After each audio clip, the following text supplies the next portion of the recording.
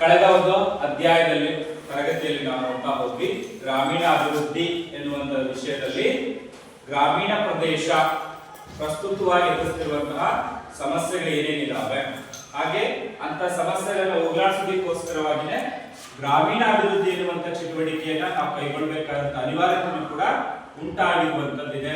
ಹಾಗಾಗಿ ಗ್ರಾಮೀಣ ಅಭಿವೃದ್ಧಿ ಇವತ್ತು ನಮ್ಮ ದೇಶದಲ್ಲಿ ಮಹತ್ತರವಾದಂತಹ ಒಂದು ಪಾತ್ರವನ್ನ ನಿರ್ವಹಿಸಿಕೊಂಡು ಹೋಗ್ತಾ ಇದೆ. ಹಾಗಾದ್ರೆ ಮಹಾತ್ಮ ಗಾಂಧೀಜಿಯವರ ಒಂದು ಹೇಳಿಕೆ ಇದೆ ಅಂತ ಹೇಳಿ ನೋಡ್ತಾ ಹೋದ್ರು ಅಲ್ವಾ? ಹಾಗಾದ್ರೆ ಮಹಾತ್ಮ ಗಾಂಧೀಜಿಯವರು ಹಳ್ಳಿಗಳ ಅಭಿವೃದ್ಧಿಯ ಬಗ್ಗೆ ಹೇಳಿರ್ತಕ್ಕಂತ ಹೇಳಿಕೆ ಯಾವುದು? ಹಳ್ಳಿಗಳ ಅಭಿವೃದ್ಧಿಯ ಬಗ್ಗೆ ಮಹಾತ್ಮ ಗಾಂಧೀಜಿ ಕೊಟ್ಟಿರುವಂತ ಆ ಹೇಳಿಕೆ ಯಾವುದು?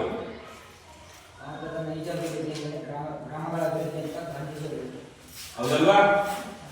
ಭಾರತದ ನೈಜವಾಗಿರ್ತಕ್ಕಂಥ ಅಭಿವೃದ್ಧಿ ಅಂತ ಹೇಳಿದ್ರೆ ಅದು ಗ್ರಾಮಗಳ ಅಭಿವೃದ್ಧಿ ಎನ್ನುವಂಥದ್ದನ್ನ ಗಾಂಧೀಜಿಯವರು ಅವತ್ತೇ ಹೇಳಿರುವಂತದ್ದು. ಅಂದ್ರೆ ಮೊದಲು ನಮ್ಮ ಹಳ್ಳಿಗಳು ಅಭಿವೃದ್ಧಿ ಆಗ್ಬೇಕು ಅಂತ ಹೇಳಿದ್ರು.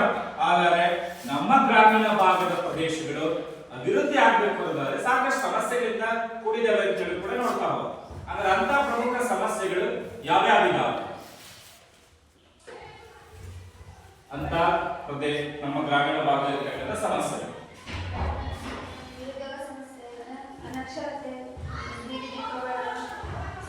ಮೂಲಭೂತ ಸೌಕರ್ಯಗಳು ಇದೆ.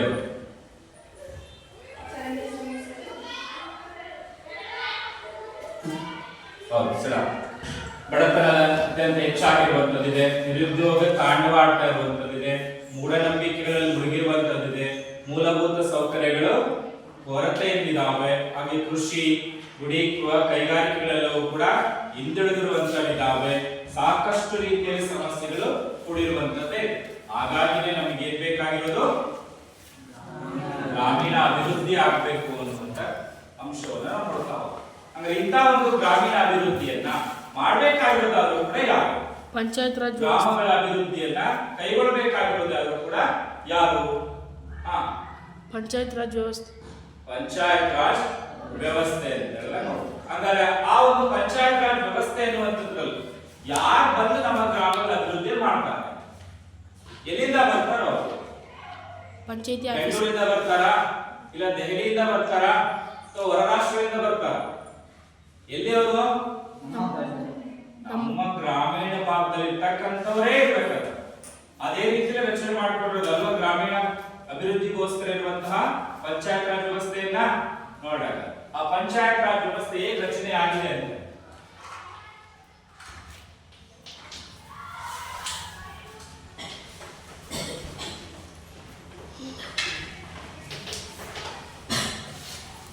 ಪಂಚಾಯತ್ ರಾಜ್ ವ್ಯವಸ್ಥೆ ಎಷ್ಟು ಹಂತಗಳಿಂದ ಕೂಡಿದೆಯಪ್ಪ? ಪಂಚಾಯತ್ ರಾಜ್ ವ್ಯವಸ್ಥೆ ಅಂದ್ರೆ 3 ಹಂತಗಳಿಂದ ಇರೋದು. ಒಂದು ಗ್ರಾಮ ಪಂಚಾಯಿತಿ, ಗ್ರಾಮ ಪಂಚಾಯತ್.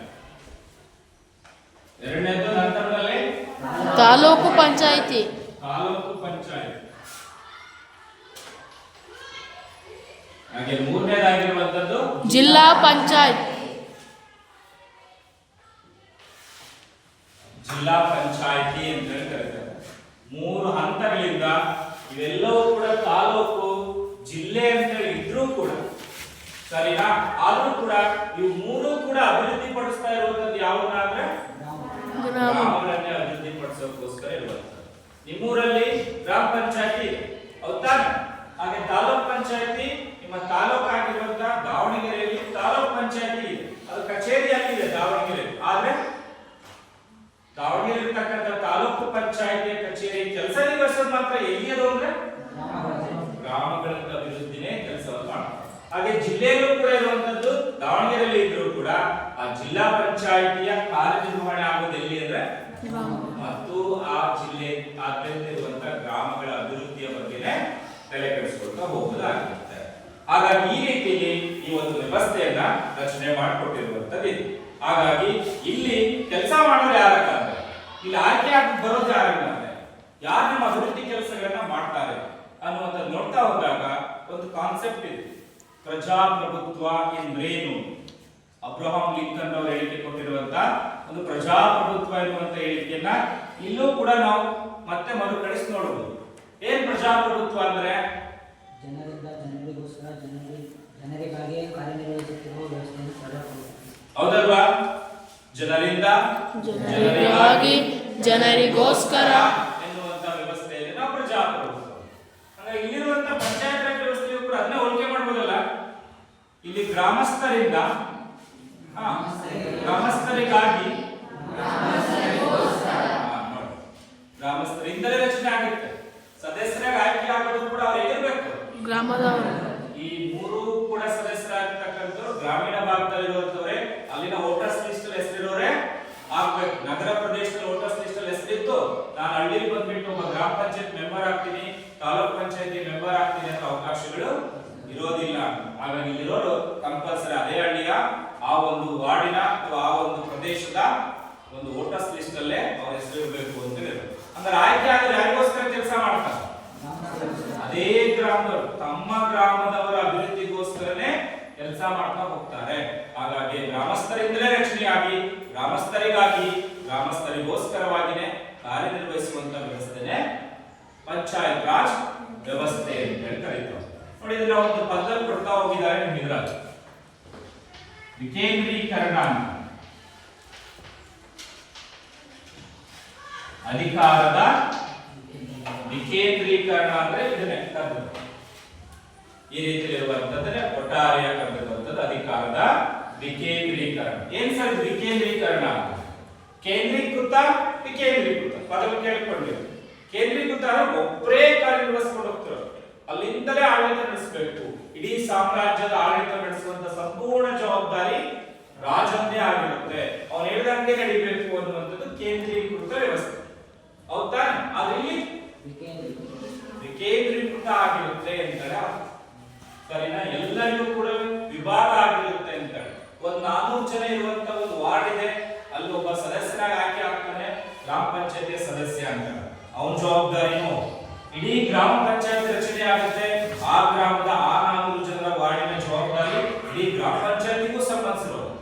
ಆ ಗ್ರಾಮದ ಇಡೀ ಜವಾಬ್ದಾರಿ, ಆ ತಾಲೂಕಿನ ಬರ್ತಕ್ಕಂಥ ಎಲ್ಲಾ ಗ್ರಾಮಗಳ ಜವಾಬ್ದಾರಿನೂ ತಾಲೂಕ್ ಪಂಚಾಯತಿಗಾಗಿರುತ್ತೆ. ಹಾಗೆ ಆ ಜಿಲ್ಲೆಯಲ್ಲಿರ್ತಕ್ಕಂಥ ಎಲ್ಲಾ ಗ್ರಾಮಗಳ ಜವಾಬ್ದಾರಿನೂ ಜಿಲ್ಲಾ ಪಂಚಾಯತಿಗಳಾಗುತ್ತೆ. ನೋಡಿ, ಹೀಗೆ ವಿಕೇಂದ್ರೀಕೃತವಾಗಿರುವಂತ ರೀತಿಯಲ್ಲಿ ಒಂದು ಹಳ್ಳಿ ಅಂತ ಬಂದ್ರೆ 3 ಕಡೆನೂ ಕೂಡ ಹಂಚಿಕೆ ಆಗೋಗುತ್ತೆ ಹಳ್ಳಿ. ಆ ರೀತಿಯಲ್ಲಿ ಇರುವಂತ ವ್ಯವಸ್ಥೆಯನ್ನು ನಾವು ಈ ಅರ್ಥದಲ್ಲಿ ಕರೆಯುವುದು. ಆದ್ರೆ ನಾವು ನೋಡ್ತಾ ಹೋಗಿರೋದು, ನಿಮ್ಮಿರಲ್ಲಿ ನೋಡ್ತಾ ಹೋದಾಗ ವಿಕೇಂದ್ರೀಕರಣ ಅಂದ್ರೆ ಏನ್ ಸರ್ ಅಂತ ಹೇಳಿದ್ರೆ, ಹಳ್ಳಿಯ ಅಭಿವೃದ್ಧಿ ಮತ್ತು ಅವರ ಬೆಳವಣಿಗೆಗೆ ಸಂಬಂಧಿಸಿರ್ತಕ್ಕಂತಹ ಜವಾಬ್ದಾರಿಯನ್ನ ಯಾರಿಗೆ ಕೊಡೋದು? ಹಳ್ಳಿಯ ಜನರಿಗೆ ಬಿಟ್ಕೊಡುವಂತ ವ್ಯವಸ್ಥೆಯನ್ನು ನಾವು ವಿಕೇಂದ್ರೀಕರಣ ಅಂತ ಹೇಳಿ ಕರೆಯುವುದು. ಅದೇ ಅರ್ಥ ಈಗ ಹೇಳಿದ್ದಾನ. ಯಾರಿಂದ? ಗ್ರಾಮಸ್ಥರಿಂದ, ಗ್ರಾಮೀಣ ಭಾಗದ ಜನರಿಂದ. ಯಾರಿಗಾಗಿ? ಅವರಿಗೋಸ್ಕರ. ಓಕೆನಾ? ಅದೇ ಅರ್ಥನೇ ಇಲ್ಲೋದು. ವಿಕೇಂದ್ರೀಕರಣ ಅಂದ್ರೆ ಹಳ್ಳಿಗಳ ಅಥವಾ ಗ್ರಾಮೀಣ ಭಾಗದ ಜನರ ಅಥವಾ ಅವರ ಅಭಿವೃದ್ಧಿಯ ಜವಾಬ್ದಾರಿಯನ್ನ, ಸಂಪೂರ್ಣವಾಗಿರ್ತಕ್ಕಂಥ ಅಲ್ಲಿನ ಅಧಿಕಾರವನ್ನ ಹಳ್ಳಿಯ ಜನರಿಗೆ ವಹಿಸಿಕೊಡುವುದನ್ನೇ ನಾವೇನಂತ ಕರೀಬಹುದು? ವಿಕೇಂದ್ರೀಕರಣ ಅಂತ ಹೇಳಿ ಕರೀತಾ ಹೋಗ್ಬೋದು. ನೋಡಾಗ ಈ ರೀತಿ ಮಾಡೋದ್ರಿಂದ ಏನ್ ಅನುಕೂಲ? ಇಂಥ ಪಂಚಾಯತ್ ರಾಜ್ ವ್ಯವಸ್ಥೆ ಎನ್ನುವಂಥದ್ದು ಸರಿನಾ ಯಾವ್ದಕ್ಕೆ ಅನುಕೂಲ ಮಾಡಿಕೊಡುತ್ತೆ ಅಂತ ಹೇಳಿದ್ರೆ, ಗಾಂಧೀಜಿಯವರು ಕನಸು ಕಂಡಿದ್ರು. ಆ ಕನಸು ಏನಪ್ಪಾ ಅಂತ ಹೇಳಿದ್ರೆ, ಗ್ರಾಮ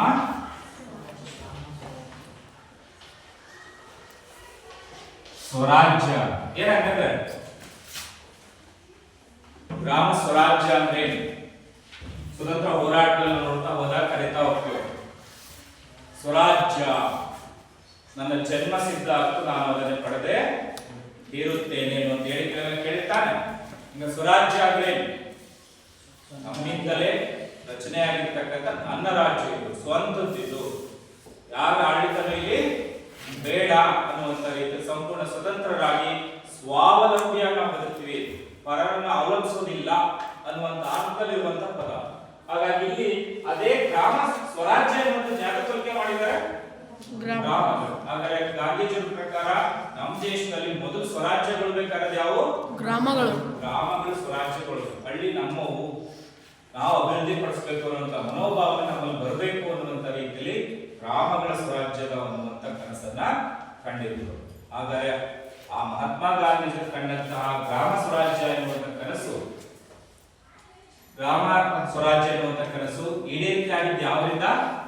ಪಂಚಾಯತ್ ರಾಜ್ ವ್ಯವಸ್ಥೆ ಆಗಿದೆಯಾ? ಹ್ಞೂ ಸರ್. ಆಗಿದೆ. ಹಳ್ಳಿಯ ಜವಾಬ್ದಾರಿ ಅಧಿಕಾರದಲ್ಲಿ ಯಾರಿಗೆ ಕೊಟ್ಟಿದ್ದಾರೆ? ಗ್ರಾಮ ಪಂಚಾಯತಿ ತಾಲೂಕು ಅವರಿಗೆ ಕೊಟ್ಟಿದ್ದಾರೆ. ಅವರ ಅಭಿವೃದ್ಧಿಯನ್ನು ಅವರೇ ಮಾಡ್ಕೊಳ್ಳಿ ಅಂತ ಕೊಟ್ಟಿರುವಂತದ್ದು. ಆಗ್ತಿದಾವ? ಹ್ಞೂ ಸರ್. ಆಗ್ತಾ ಇರುವಂತದ್ದಿದೆ. ಹಾಗಾದ್ರೆ ಗಾಂಧೀಜಿಯವರ ಕನಸು ಪಂಚಾಯತ್ ರಾಜ್ ವ್ಯವಸ್ಥೆಯಿಂದ ಈಡೇರ್ತಾ ಇದೆ ತಾನೆ? ಖಂಡಿತವಾಗಿ ಈಡೇರ್ತಾರೆ. ಹೇಗೆ ಅಂತ ಹೇಳಿದ್ರೆ ಅದನ್ನ ನೋಡ್ತಾ ಹೋಗ್ಬೋದು ಒಂದೊಂದಾಗಿ. ಇಲ್ಲಿ ಹಳ್ಳಿಗಳ ಅಭಿವೃದ್ಧಿಯ ಜವಾಬ್ದಾರಿ ಯಾರಿಗೆ ಕೊಟ್ಟಿರೋದು? ಅಲ್ಲಿನ ಗ್ರಾಮಸ್ಥರಿಗೆ ಕೊಟ್ಟಿರುವಂತದ್ದು. ಹಾಗಾಗಿ ಹಳ್ಳಿಯ ಜನರಿಗೆ ಏನ್ ಸಿಕ್ಕಂಗಾಗುತ್ತೆ? ಅಧಿಕಾರ, ಗೌರವ ಸಿಕ್ಕಂಗಾಗುತ್ತೆ. ಹಳ್ಳಿಯ ಜನರಿಗೆ ಅಧಿಕಾರ ಮತ್ತು ಗೌರವ ಸಿಕ್ಕಂಗಾಗುತ್ತೆ.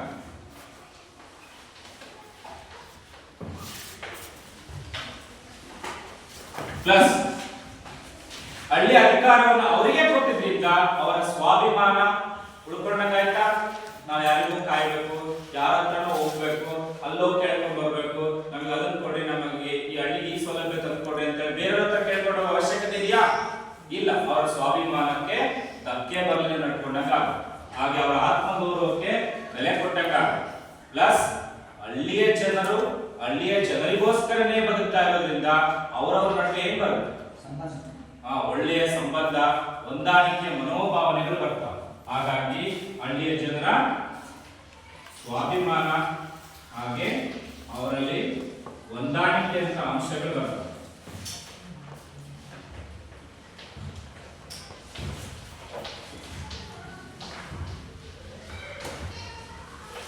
ಪ್ಲಸ್ ಇವತ್ತು ಭಾರತದಾದ್ಯಂತ ಅನೇಕ ಹಳ್ಳಿಗಳಿರುವಂತಹ ಕಾರಣದಿಂದಾಗಿ ಸಾಕಷ್ಟು ಸಮಸ್ಯೆಗಳು ಕೂಡ ಇರೋದಿಲ್ಲಿ ಅದೇ ಹಳ್ಳಿಯಲ್ಲಿ.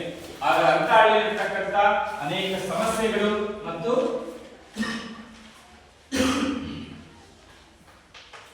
ಮತ್ತು ರೈತರ ಮೇಲೆ, ಮಹಿಳೆಯರ ಮೇಲೆ, ಹಾಗೆ ಜಾತಿ ಆಧಾರಿತವಾಗುವಂತಹ ಶೋಷಣೆಗಳು. ಹೌದಾ? ಹೌದಿಲ್ವೋ? ಹಾಗಾದ್ರೆ ವಿವಿಧ ರೀತಿಯಾಗಿರ್ತಕ್ಕಂಥ ಶೋಷಣೆಗಳು ಏನ್ ಮಾಡ್ಬೋದು?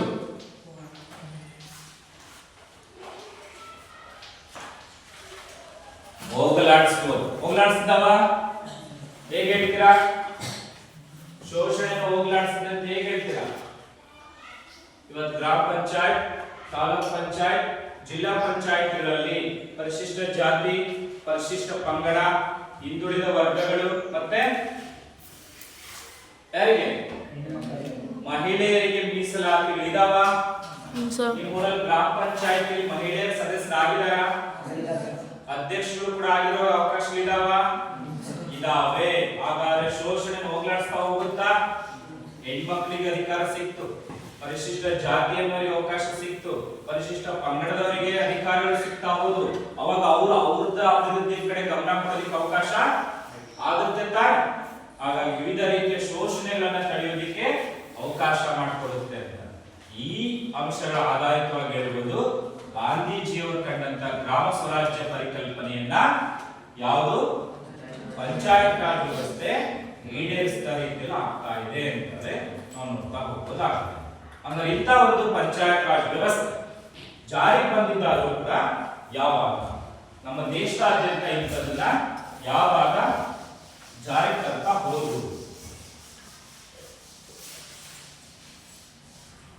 ಇಂಥ ಒಂದು ಪಂಚಾಯತ್ ರಾಜ್ ವ್ಯವಸ್ಥೆಯನ್ನ ಪರಿಚಯ ಮಾಡಿದ್ದು 1985ರಲ್ಲೇ ಪರಿಚಯ ಮಾಡಲಾಯಿತು. ಆದ್ರೆ ಏಕರೂಪದಲ್ಲಿ ನಮ್ಮ ದೇಶದಾದ್ಯಂತ ಜಾರಿಗೊಳಿಸಿಬಿಟ್ಟು ಅಧಿಕಾರಕ್ಕೆ ತಗೊಂಡಿದ್ದು 1993. 1993ರಲ್ಲಿ ಸಂವಿಧಾನಕ್ಕೆ ಮಾಡಿದಂತಹ 73ನೇ ತಿದ್ದುಪಡಿ.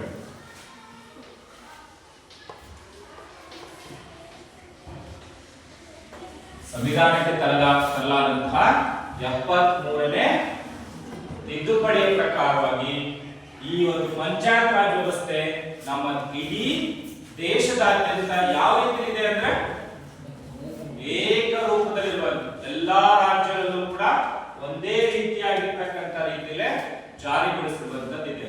ಹಾಗಾಗಿ ನಮ್ಮ ಕರ್ನಾಟಕದಲ್ಲೂ ಕೂಡ ಇದೇ ಅವಧಿಯಿಂದಲೇ ಮುಂದುವರೆದಾಗೆ ಪಂಚಾಯತ್ ರಾಜ್ ವ್ಯವಸ್ಥೆಯನ್ನ ನಮ್ಮ ಅಧಿಕಾರ ಮಟ್ಟದಲ್ಲಿ ಅಥವಾ ಆಡಳಿತ ವ್ಯವಸ್ಥೆಯಲ್ಲಿ ಅತ್ಯಂತ ಕೆಳಮಟ್ಟ ಹಾಗೂ ಮೂಲ ಮಟ್ಟದಲ್ಲಿ ಪ್ರತಿಯೊಬ್ಬ ಜನರಿಗೂ ಕೂಡ ಅಧಿಕಾರ, ರಾಜಕೀಯದ ಒಂದು ಚಿತ್ರಣಗಳು ಮೂಡ್ಲಿ, ನಮಗೂ ಕೂಡ ನಾಯಕತ್ವದ ಗುಣಗಳು ಗೊತ್ತಾಗೋದಕ್ಕೆ ಅವಕಾಶ ಮಾಡಿಕೊಟ್ಟಿರುವಂತ ವ್ಯವಸ್ಥೆ ಅಂದ್ರೆ ಪಂಚಾಯತ್ ರಾಜ್ ವ್ಯವಸ್ಥೆ. ಹಳ್ಳಿ ಜನ ಇಲ್ಲಿ ಎಮ್ಎಲ್ಎ ಆಗ್ಬೇಕು, ಹಳ್ಳಿಯ ಜನ ಇಲ್ಲಿ ಎಂಪಿ ಆಗ್ಬೇಕು. ಆದ್ರೂ ಕೂಡ ನಾನು ಅಧಿಕಾರದ ಚುಕ್ಕಾಣಿ ನಡೆದು ನಾನು ಜನಪರವಾಗಿರ್ತಕ್ಕಂಥ ಕಾರ್ಯವನ್ನು ಮಾಡಬಹುದು ಅಂತೇಳಿ ಅವಕಾಶ ತಂದುಕೊಟ್ಟಿರುವಂತದ್ದು ಇವೇ 3 ಹಂತದಲ್ಲಿರ್ತಕ್ಕಂಥ ಪಂಚಾಯತ್ ರಾಜ್ ವ್ಯವಸ್ಥೆ ಅಂತ ಹೇಳಿ ಕರೀತಾರೆ. ಹೀಗೆ 1993ರಲ್ಲಿ ಬಂದಿರುವಂತಹ ಏಕರೂಪದ ಪಂಚಾಯತ್ ರಾಜ್ ವ್ಯವಸ್ಥೆ ನಮ್ಮ ದೇಶದಲ್ಲಿ ಗ್ರಾಮೀಣ ಪ್ರದೇಶಗಳ ಅಭಿವೃದ್ಧಿಯ ಕಡೆ ಅತ್ಯಂತ ಹೆಚ್ಚು ಗಮನವನ್ನ ಕೊಡ್ತಾ ಇದೆ ಅಂತ ಹೇಳಿ ನೋಡ್ತಾ ಹೋಗ್ತೀವಿ. ನೋಡಾದರೆ ಇಂಥ ಒಂದು ಪಂಚಾಯತ್ ರಾಜ್ ವ್ಯವಸ್ಥೆ ನಮ್ಮ ದೇಶದ ಹಳ್ಳಿಗಳ ಅಭಿವೃದ್ಧಿಗೋಸ್ಕರವಾಗಿ ಏನೇನು ಕೆಲಸ ಕಾರ್ಯಗಳನ್ನ ಮಾಡ್ತಾ ಇದೆ.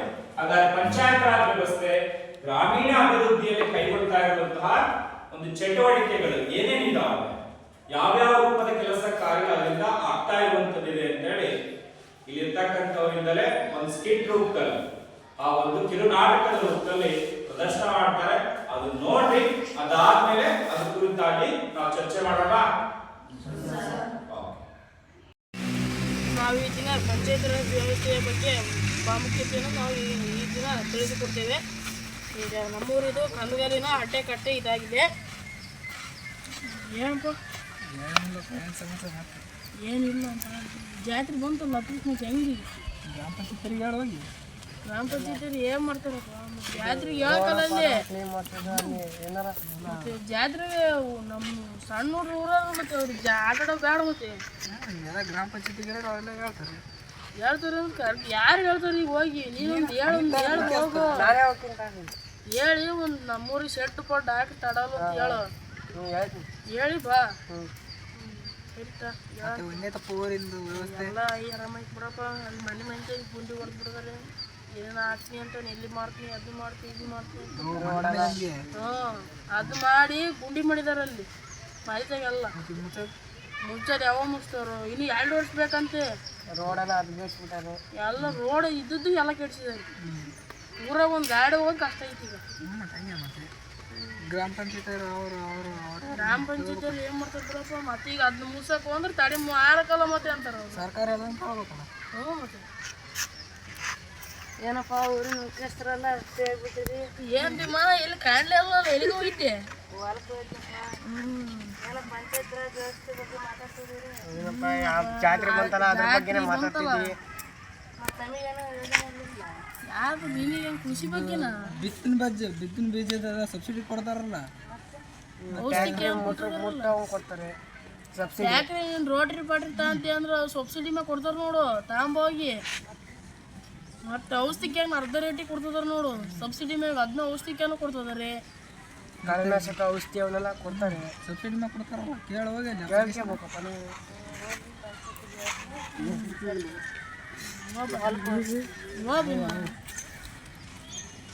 ಏನ್ರಿ ಅಜ್ಜರ ಏನೋ ಮಾತಾಡಕತ್ತಿದ್ರಿ ಗ್ರಾಮ ಪಂಚಾಯತ್ ಬಗ್ಗೆ? ಏನು ಎಲ್ಲಿ ಕಾಣಲೇ ಅಲ್ಲ. ಬಾರಿ ಓದ್ತೀನಿ ಅಂತಿದ್ದೆ. ಓದಿನ ಡಿಗ್ರಿ ಮುಗಿಸಿ B.Com ಮುಗಿಸೀನಿ. ಏನೋ ಕೆಲಸ ಏನೋ ಉದ್ಯೋಗ ಏನು ದೊರಕಿಲ್ಲ. ಓದಿರೋ ಜಾಸ್ತಿ ಆಗಿಲ್ಲ. ಇಲ್ಲ, ನಾ ಹಳ್ಳಿಯಲ್ಲಿ ಓದ್ಬಿಟ್ಟಿನ.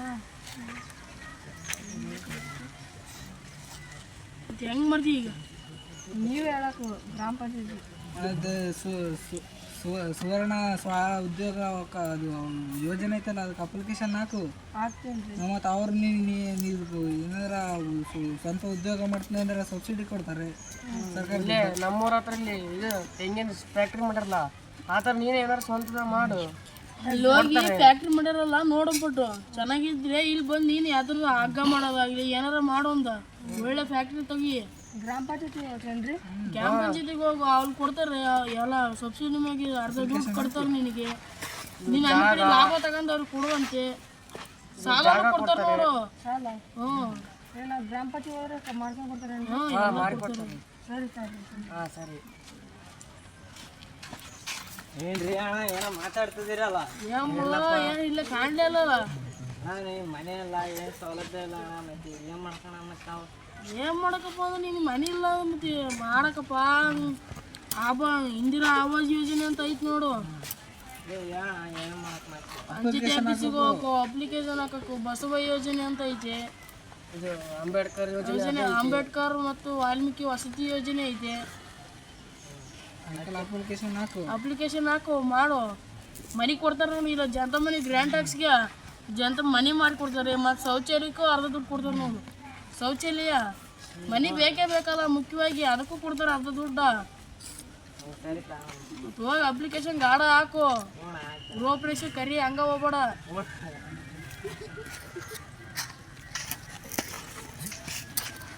ಎಲ್ಲದಿರೋ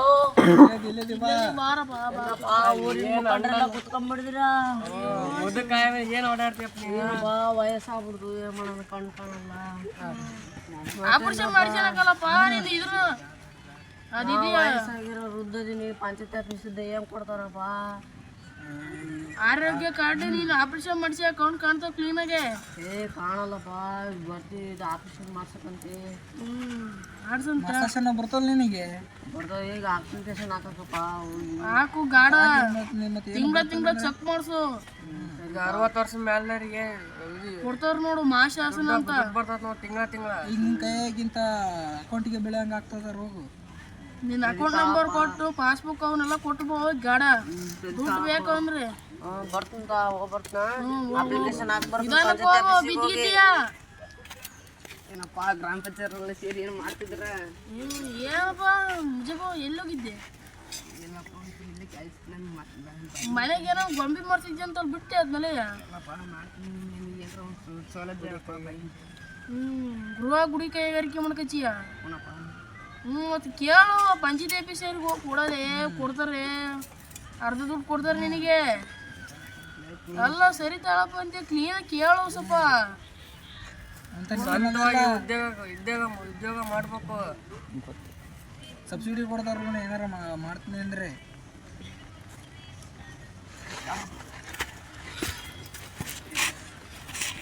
ಏನೋ ಯಪ್ಪ ಆರಾಮ? ಆರಾಮ. ಏನಪ್ಪ ನೀನು ಹಿಂಗಾಗ್ಬಿಟ್ಟಲ್ಲ. ಏನ್ ಮಾಡಕು? ನಿನಗೆ ಬೈಕ್ ಕೊಡ್ಸಿಲ್ಲ? ಇಲ್ಲಪ್ಪ ಮರೆ ಮೊದ್ಲು ನೀನು ಸುಮ್ಮನೆ ಹಿಂಗೆ ಕಾಲು ಬಾಲ್ ಬೈಕ್ ಕೊಡ್ತಾರೆ ನೋಡಿ, 4-5 ಬೈಕ್ ಇಸ್ಕೊಂಡ್ಬರ್ಬೇಕು. ಕೇಳೋಗು, ಅಂತ ಕೊಡ್ತಾರೆ ನಿಮಗೆ ಅಂಗವಿಕಲರಿಗೆ. ನೀವು ಕೇಳಿದ ತಕ್ಷಣ ಕೊಟ್ಟು ಬಿಡ್ತಾರ. ಅಪ್ಲಿಕೇಶನ್ ಹಾಕಬೇಕು, ಓಡಾಡಕು. ಒಂದು ಸ್ವಲ್ಪ ಗ್ರಾಮ ಪಂಚಾಯತಿ, ಜಿಲ್ಲಾ ಪಂಚಾಯತಿ, ತಾಲೂಕ್ ಪಂಚಾಯತಿ ಅಂತ ಓಡಾಡಿದ್ರೆ ಬೈಕ್ ಬರ್ತದೆ ನಿನಗೆ. ಮತ್ತೆ ಮಾಶಾಸನ ಕೊಡೋದು ಇಲ್ಲಿ ತಿಂಗಳು ಅದು 1 ತಿಂಗಳು ಬಂದ್ರೆ 6 ತಿಂಗಳು ಬರಲಣ. ನೀನ್ ಕ್ಲೀನಾಗಿ ಕೊಡಬೇಕು. ರೆಕಾರ್ಡ್ಸ್ಗಳೆಲ್ಲ ಕರೆಕ್ಟ್ ಹಿಡ್ಕೊಂಡು ಜಿಲ್ಲಾ ಪಂಚಾಯತ್ ಇಲ್ಲಿ ಹೋಗು, ಪಂಚಾಯತಿ ಆಫೀಸಿಗೆ ಹೋಗು. ಅಲ್ಲಿ ಹಾಕ್ಲಿ ಇದ್ರು ತಾಲೂಕ್ ಪಂಚಾಯತಿಗೆ ಹೋಗು, ಜಿಲ್ಲಾ ಪಂಚಾಯತಿಗೆ ಹೋಗು. ಅಲ್ಲೇ ಕೊಡೋದು ನೋಡೋಣ. ಅವ್ರು ಪಂಚಾಯತ್ ಆಫೀಸಿಗೆ ಹೋದ್ರೆ ಅವ್ರು ಜಿಲ್ಲಾ ಪಂಚಾಯತಿಗೆ ಹೋಗಂತಾರ. ಜಿಲ್ಲಾ ಪಂಚಾಯತಿಗೆ ಫಸ್ಟ್ ಹೋಗ್ಬೇಡ ನೀನು. ಮೊದಲು ಇಲ್ಲಿ ಗ್ರಾಮ ಪಂಚಾಯತಿಗೆ ಹೋಗು. ಅಲ್ಲೇ ಆಗ್ಲಿ ಇದ್ರೆ ತಾಲೂಕ್ ಪಂಚಾಯತಿ, ಆಮೇಲೆ ಕಡೆ ಜಿಲ್ಲಾ ಪಂಚಾಯತಿಗೆ ಹೋಗು. ಮೊದಲಿಗೆ ಜಿಲ್ಲಾ ಪಂಚಾಯತಿಗೆ ಹೋಗಿದ್ರೆ ಮತ್ತೆ ವಾಪಸ್ ಕಳಿಸ್ತಾರೆ ನೋಡಿ ನಿನ್ನ. ಮತ್ತೇನು ಸೌಲಭ್ಯ? ಅದೇ ಮಾಶಾಸನ ಕೊಡ್ತಾರಲ್ಲ ಮರಿ ನಿಮಗೆ. ಅದ್ರ ಬಿಟ್ಟು ನನಗೆ ಬೇರೆ ಬೇಕಾ? ಏನ್ ಬೇಕಪ್ಪ, ನಿಮ್ಗೆ ಬೈಕ್ ಕೊಡ್ತಾರಲ್ಲ ಮರಿ. ಮಾಡಕ್ಕೆ ನಿನ್ನ ಕೈ ಇಲ್ಲಪ್ಪ. ಮತ್ತೆ ಯಾವ್ದಾರ ಶೆಡ್ ಪಡ್ಡ ಹಾಕಿ ಕೊಡ್ತಾರ ನೋಡು, ಕುತ್ಕೊಂಡ್ ಅಂಗಡಿ ಪಂಗಡಿ ಹಾಕ್ಯವಂತೆ. ಯಾವ್ದಾರ ಗುಡೆ ಮುಂದೆ ಇಕ್ಕ ಅದಕ್ಕೆಲ್ಲ ಏನ್ ಮಾಡಕ? ಸಹಾಯಧನ ಅಂತ ಕೊಡ್ತಾರ ನೋಡು. ಅದಕ್ಕೀಗ ಪಂಚಾಯತ್ ಆಫೀಸ್ ಹೋಗ್ಬೇಕಾ? ಪಂಚಾಯತಿ ಆಫೀಸು ಅಲ್ಲೆಲ್ಲ ಹೋಗಿ ಕೇಳು. ಅರ್ಜಿ ಅಲ್ಲೇ ಇಸ್ಕೊಂಡ್ ಬರೀ ಹೋಗು. ಅಪ್ಲಿಕೇಶನ್ ಹಾಕಿ ಬಾ. ಅಣ್ಣ ಕೈ ಇಲ್ಲ ಅಣ್ಣ, ಬರೀಕ್ ಹೆಂಗ್ ಬರೀಕ್? ಅಲ್ಲಿ ಓರ್ತಾರ ಹೋಗ ಮರಿಯ, ಬಿಲ್ ಕಲೆಕ್ಟರ್ ಬಹಳ ಜನ ಇರ್ತಾರ. ಹೋಗು, ಅವ್ರು ಬರ್ಕೊಡ್ತಾರೆ. ಸರಿ ಬರ್ತಾನೆ. ನಿಮ್ಮ ಗ್ರಾಮ ಪಂಚಾಯತಿ ಇಷ್ಟೆಲ್ಲ ಜನಕ್ಕೆಲ್ಲ ಸೌಕರ್ಯ ಒದಗಿಸ್ಕೊಟ್ಟದಲ್ಲ. ನಿಮ್ಮ ಗ್ರಾಮ ಪಂಚಾಯತಿ ಹೆಣ್ಮಕ್ಳಿಗಂತ ಏನು, ನಿಮ್ಮ ಗ್ರಾಮ ಪಂಚಾಯತಿ ಹೆಣ್ಮಕ್ಳಿಗಂತ ಏನು ಮಾಡಿಕೊಟ್ಟಿಲ್ಲ. ವಿಜಯವ್ರಿಗೆ ಮಾಸಾಸನ ಕೊಡ್ತೈತಲ್ಲ ತಿಂಗಳ ಅಷ್ಟೇ. ಸಂಘಗಳು ಮಾಡೈತಲ್ಲ, ಎಲ್ಲಿ ಸಿಟಿಯಾಗ ಹೋದ್ರೆ ಆ ಸಂಘನೂ ಇಲ್ಲ. ನಮ್ಮ ಗ್ರಾಮ ಅಭಿವೃದ್ಧಿ ಮಾಡಕ್ಕಂತಾನೆ ಸ್ವಸಹಾಯ ಸಂಘ, ಶಕ್ತಿ ಸಂಘ, ಮಂಜುನಾಥ್ ಸಂಘ ಅಂತ ಅದಾವಲ್ಲ, ಸಾಲ ಕೊಡ್ತಾರೆ. ಸಾಲ ಕೊಡ್ತಾರೆ. ಮತ್ತು ನೀನು ರಾಟಿ ಕಲಿಯಕ್ಕೆ ಹೋದ್ರೆ ರಾಟಿ ಹೊಸ ರಾಟಿ ಕೊಡ್ತಾರೆ. ಟ್ರೈನಿಂಗ್ ತರಬೇತಿ ಎಲ್ಲ ಹೇಳ್ಕೊಡ್ತಾರಲ್ಲ, ಅವರೇ ರಾಟಿ ಕೊಡ್ತಾರೆ ಉಚಿತವಾಗಿ. ಮತ್ತು ಅದಕ್ಕೆ ನಿನಗೆ 5 ಲಕ್ಷ ರೂಪಾಯಿ ಸಾಲ ಕೊಡ್ತಾರೆ. ಮತ್ತೆ ಏನು ಬೇಕು ನೀನು? ಗ್ರಾಮ ಪಂಚಾಯತಿಲೇ ಅಪ್ಲಿಕೇಶನ್ ಹಾಕ್ಬೇಕು. ಮತ್ತು ಹೋಗಿ ಕ್ಲೀನಾಗಿ ಕೇಳ್ಕೊಂಡು ಹಾಕು.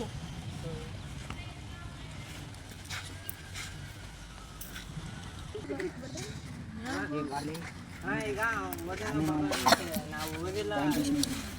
ಓದಿಲ್ಲ ಬರ್ದಿಲ್ಲ ಏನು ಕೆಲಸ ಅದಾವಣ ಮತ್ತೆ ನಿಮಗೆ ಊರಾಗೆ ವರ್ಷಕ್ಕೆ 360 ದಿವಸ ಅಂದ್ರೆ 100 ದಿವಸ ನಿಮಗೆ ಕೆಲಸ ಐತಲ್ಲಪ್ಪ. ಉದ್ಯೋಗ ಖಾತ್ರಿ ಯೋಜನೆ ಮಹಾತ್ಮ ಕಂದಿದ್ದು ಅದಕ್ಕೆ ಅಪ್ಲಿಕೇಶನ್ ಹಾಕು. 100 ದಿವಸ ಕೆಲಸ ಐತೆ ನೋಡಿ ನಿನಗೆ. ಮನೆಗೆ ಎಲ್ಲರೂ ಮಾಡ್ಬೋದು. ನೀನೇನು 12 ಗಂಟೆ ಮಟ್ಟ ಹೋಗಿ ಬಂದ್ರೆ 350 ರೂಪಾಯಿ 400 ರೂಪಾಯಿ ಕೂಲಿ. ಉದ್ಯೋಗ ಖಾತ್ರಿ ಉದ್ಯೋಗ ಕಾರ್ಡ್ ಮಾಡಿಸಿ ಅಪ್ಲಿಕೇಶನ್ ಹಾಕು. ಅಪ್ಲಿಕೇಶನ್ ಹಾಕ್ಬೇಕು. ಒಂದು ಕಾರ್ಡ್ ಅಂತ ಕೊಡ್ತಾರೆ ಅವ್ರು, ಉದ್ಯೋಗ ಖಾತ್ರಿ ಕಾರ್ಡ್. ಅದನ್ನ ತಗೊಂಬಂದು ನೀನು ಅದನ್ನೇ ಎಲ್ಲ ಬರ್ಕನಕ್ಕೆ ನೀನು ಇಷ್ಟು ದಿವಸ ಹೋಗಿನಿ ಅಂತ ಹೋಗಿ ನೀನು ಹೋದ್ರೆ ದುಡ್ಡು ಕೊಡ್ತಾರೆ ನಿನಗೆ. ಬರ್ದಿಲ್ಲ ಬರೇ ಬರಲ್ಲ ಬೇರೆದಾಗ ಹೇಳಿ ಬರ್ಸಿಯ, ಇಲ್ಲ ನಮ್ಮಂತರ ಬಾ ಬರ್ಕೊಡ್ತೀವಿ.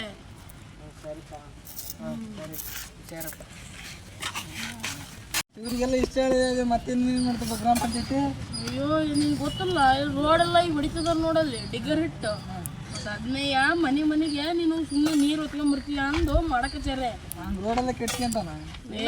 ಮತ್ತೆ ರೋಡ್ ಮತ್ತೆ ಕೆಲಸ ಇಲ್ಲಂಗೆ ನಿಮ್ಮ ಮನೆ ಮಾಡ್ದೇನಪ್ಪ. ಮತ್ತು ಒಂದೊಂದು ರೋಡ್ ನೋಡೋತ ಕೊಡ್ತಾರೆ ಒಂದೊಂದು ಸೈಡ್ ಆ ಕಡೆ ಈ ಕಡೆ ಎಲ್ಲ. ಮತ್ತೆ ಸೆಂಟ್ರಿಗೆ ಹೊಡೆಯೋದು ಏನಪ್ಪ ಅಂದ್ರೆ ಆ ಕಡೆಗೂ ಮನೆ ಅದಾವೆ ಈ ಕಡೆಗೂ ಮನೆ ಅದಾವೆ. ಒಂದ್ ಕಡೆಗೆ ಹೊಡ್ರೆ ಮತ್ತೂ ರೋಡ್ ಏಕ ಹೊಡಿಬೇಕಾಗತ್ತಲ್ಲ ಅಂತ ಅವರು ಮತ್ತೆ ಚರಂಡಿ ನೀರೆಲ್ಲ ಹಳ ಕೊಡಕತ್ತಾರೆ. ಹಳ್ಳಕ್ಕೆ ಬಿಡಕಚ್ಚಾರ ಅಂದ್ರೆ ಮತ್ತೆ ಈಗ ಜಾಗ ಇಲ್ಲಲ್ಲ, ಇಲ್ಲೊಂದು ಜಾಗ ಮಾಡ್ತಾರಂತೆ. ಮಾಡ್ತಾರೆ ದೊಡ್ಡದ ಒಂದು ಹಿಂಗ ಗುಂಡಿ ಮಾಡ್ತಾರೆ, ಮಾಡಿ ಅಲ್ಲಿ ಬಿಡಕು ಅಂತ ಯೋಜನೆ ಮಾಡ್ಕೊಂಡ್ರೆ ಇನ್ನೊಂದು 2 ತಿಂಗಳು ಅದು ರೂಪಕ್ಕೆ ಬರ್ತೈತೆ. ಅದೇ ಮತ್ತೆ ಬೀದಿ ದೀಪಗಳನ್ನ ಎಲ್ಲ ಮಾಡಿಸ್ತಲ್ಲ ಪಂಚಾಯತಿಯವರು. ಚರಂಡಿ ಮತ್ತು ಕಡಿ ಏನಂದ್ರೆ ಯಾರು ನೀರು ತೆಗಿತೀರ ಮತ್ತು ಪಂಚಾಯತಿರೇ ಬರಕಪ್ಪ. ಪಂಚಾಯತಿಯವ್ರು ಬರೋ ಮತ್ತೆ ಯಾರು ಮುಟ್ಟೋದೇ ಇಲ್ಲ ಅದನ್ನ. ಬರೀ ಪಂಚಾಯತಿ ಮೇಲೆ ಬಿದ್ದುಬಿಟ್ಟಿದ್ದೀರಲ್ಲ ಎಲ್ಲರೂ. ನಾನು ತೆಗಿಯಲ್ಲ ನೀನು ತೆಗಿಯಲ್ಲ, ಆ ಕಡೆ ಮನೆ ನೀವು ನಾನು ತೆಗಿಯಲ್ಲ ಅಂದ್ರೆ ಈ ಕಡೆ ನೀನು ತೆಗಿಯಲ್ಲ. ಮನೆ ಆಟ ಬರ್ತೈತಲ್ಲ ಇದು ಕಸ ಹಾಕುವಂತ ಆಡಕ್ಕೆ ಬೆಳಗ್ಗೆ ಬರಲ್ಲ. ಒಂದ್ ದಿವಸ ಬಂದ್ರೆ ಒಂದ್ ದಿವಸ ಬರಲ್ಲ. ಅದು ಮತ್ತೆ ಊರಾಗೆಲ್ಲ ತಿರ್ಗಾಕಲ್ಲಪ್ಪ. ನಿಮ್ಮ ಮನೆಗೆ ಬರ್ತೈತೆ ಅಲ್ಲಿ ಇಲ್ಲಿ ಹಾಕ್ಬಾರ್ದು. ಕಸ ತಗೊಂಡು ಎಲ್ಲಿ ಹಾಕ್ತಾರದ್ ಅಂತ ದೊಡ್ಡದು ಇದು ಮಾಡ್ಯಾರ ಗುಂಡಿನ.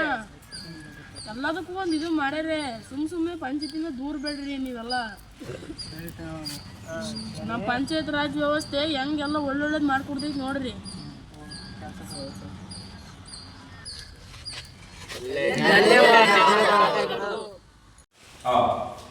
ಆಗ ನೋಡಿ ಒಂದು ಕಿರುನಾಟಕವನ್ನ ನೋಡಿದ್ರಲ್ವ ನೀವೆಲ್ಲರೂ ಕೂಡ. ಅದ್ರಲ್ಲಿ ಹಾಗಾದ್ರೆ ಒಂದು ಗ್ರಾಮದಲ್ಲಿ ಕುತ್ಕೊಂಡು ಆ ಗ್ರಾಮೀಣ ಅಭಿವೃದ್ಧಿಯಲ್ಲಿ ಈ ಪಂಚಾಯತ್ ರಾಜ್ ವ್ಯವಸ್ಥೆ ಏನು ಕೆಲಸಗಳನ್ನು ಮಾಡಬಹುದು ಅನ್ನುವಂಥದ್ದನ್ನ ಪ್ರದರ್ಶನ ಮಾಡಿರುವಂಥದ್ದು ಇದು. ಹಾಗಾದ್ರೆ ಅವುಗಳಲ್ಲಿ ಆ ಪಂಚಾಯತ್ ರಾಜ್ ವ್ಯವಸ್ಥೆ ನಿರ್ವಹಿಸ್ತಾ ಇರುವಂತಹ ನಿರ್ವಹಿಸಬೇಕಾಗಿರುವಂತಹ ಚಟುವಟಿಕೆಗಳು ಅಥವಾ ಕಾರ್ಯಗಳು ಅಥವಾ ಅಭಿವೃದ್ಧಿ ಯೋಜನೆಗಳು ಏನೇನು ಅಂತ ಹೇಳಿ ಕೂಡ ನೀವು ಅರ್ಥ ಮಾಡ್ಕೊಂಡ್ರೆ ಅಂತ ಹೇಳಿ ಭಾವಿಸ್ತೇನೆ. ಹಾಗಾಗಿ ಒಂದೊಂದಾಗಿನೇ ನೀವು ಆ ಕಾರ್ಯಕ್ರಮಗಳು ಯಾವುವು ಅಂತ ಹೇಳ್ತಾ ಹೋದ್ರೆ ನಾನಿಲ್ಲಿ ಒಂದು ಪಟ್ಟಿ ಮಾಡ್ತಾ ಹೋಗ್ತೀನಿ. ಹೇಳ್ತೀರಲ್ವಾ? ಹಂಗಾರೆ ಮೊದಲನೇದಾಗಿ ಆ ಒಂದು ಕಿರುನಾಟಕದಲ್ಲಿ ಯಾವ್ಯಾವ ಅಂಶಗಳು ನೋಡ್ತಾ ಹೋದ್ರಿ ಅಂತ.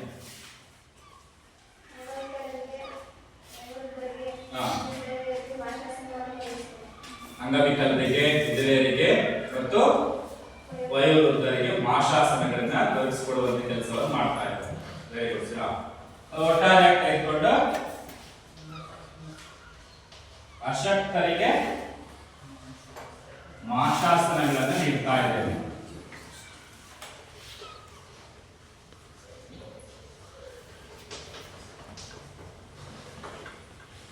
ಹಾಗೆ ಮತ್ತೆ ಮನೆ ಇಲ್ದಾರಿ ಮನೆ ಕಟ್ಕೊಡ್ಸ್ತೈತಿ. ಮನೆ ಇಲ್ಲದೆ ಇರುವಂತವರಿಗೆ ಯೋಜನೆಗಳು ನಿರ್ಮಾಣ ಮಾಡಿಕೊಡ್ತಿರುವಂತದ್ದು ಇದೆ. ಅಂದ್ರೆ ಅರ್ಥ ವಸತಿ ಯೋಜನೆ, ವಸತಿ ಯೋಜನೆಗಳನ್ನ ಕಲ್ಪಿಸ್ಕೊಡ್ತಾ ಇದೆ.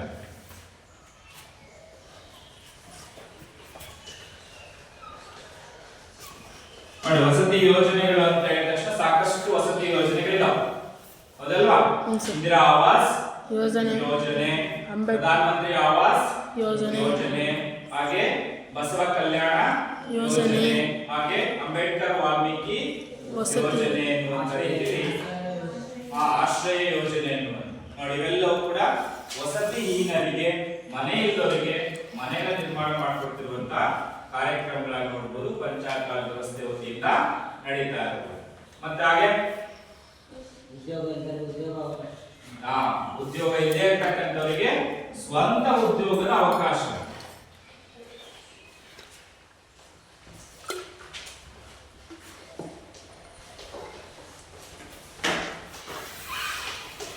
ನೋಡಿ, ಸ್ವಂತ ಉದ್ಯೋಗ ಮಾಡ್ಕೊಳ್ಳೋದಕ್ಕೋಸ್ಕರವಾಗಿರುವಂತ ಸಾಕಷ್ಟು ರೀತಿಯ ಸಹಾಯಧನವನ್ನ ತರಬೇತಿಗಳನ್ನು ಕೂಡ ನೀಡ್ತಾ ಹೋಗೋದ್ರ ಮೂಲಕ ಸ್ವಂತ ಉದ್ಯೋಗ ನೋಂದಣಿಗೂ ಕೂಡ ಅವಕಾಶಗಳನ್ನ ನೀಡ್ತಾ ಇದೆ. ಹಾಗೆ ಗುಡಿ ಮತ್ತು ಗೃಹ ಕೈಗಾರಿಕೆಗಳ ಸಣ್ಣ ಪ್ರಮಾಣದಲ್ಲಿರ್ತಕ್ಕಂಥ ಗ್ರಾಮೀಣ ಭಾಗದಲ್ಲೇ ಕೇಂದ್ರೀಕೃತ ಆಗಿರುವಂತಹ ಗುಡಿ ಅಥವಾ ಗೃಹ ಕೈಗಾರಿಕೆಗಳಿಗೆ ಪ್ರೋತ್ಸಾಹಿಸ್ತಾ ಇರುವುದು.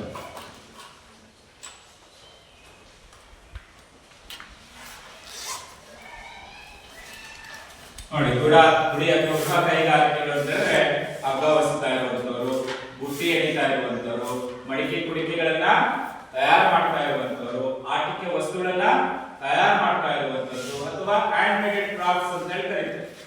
ಸರಿನಾ? ಕರಕುಶಲ ಗಾರರು ಅಂತ ಹೇಳಿ ಕರೀತಾರೆ. ಅವ್ರು ಇವತ್ತು ಅತ್ಯಂತ ಹೆಚ್ಚು ಪ್ರಮಾಣದಲ್ಲಿ ಕೇಂದ್ರೀಕೃತ ಆಗಿರೋದು ಗ್ರಾಮೀಣ ಭಾಗ. ಅವುಗಳು ಇವತ್ತು ನಶಿಸ್ತಾ ಇರುವಂತವಿದ್ದು, ಆಗ ಅವರಿಗೆ ಉದ್ದೇಶನಕಾರಿಯಾಗಿರ್ತಕ್ಕಂಥ ರೀತಿಯಲ್ಲಿ ಅಂತ ಗುಡಿ ಮತ್ತು ಗೃಹ ಕೈಗಾರಿಕೆಗಳಿಗೆ ಪ್ರೋತ್ಸಾಹವನ್ನು ಕೊಡುವಂತ ನಿಟ್ಟಿನಲ್ಲಿ ಕೇಂದ್ರ ಸರ್ಕಾರ ಮತ್ತು ರಾಜ್ಯ ಸರ್ಕಾರಗಳ ಸಹಯೋಗದ ಮೂಲಕವಾಗಿ ಇವತ್ತು ಪಂಚಾಯತ್ ರಾಜ್ ವ್ಯವಸ್ಥೆ ಸಾಕಷ್ಟು ಕಾರ್ಯಕ್ರಮಗಳನ್ನ ಹಮ್ಮಿಕೊಂಡಿರುವಂತದ್ದಾಗಿ ನಾವು ನೋಡ್ತಾ ಹೋಗ್ತೀವಿ. ನೆಕ್ಸ್ಟ್ ಮುಂದೆ ರೈತರಿಗೆ ಸಬ್ಸಿಡಿ ಮೂಲಕ ಒದಗಿಸ್ತೀವಿ, ಸಹಾಯವನ್ನ ಮಾಡ್ತಾರೆ. ಆಗ ಕೃಷಿ ಅಭಿವೃದ್ಧಿ ಸಹಕಾರ ಅಂತ ಹೇಳ್ಬೋದು.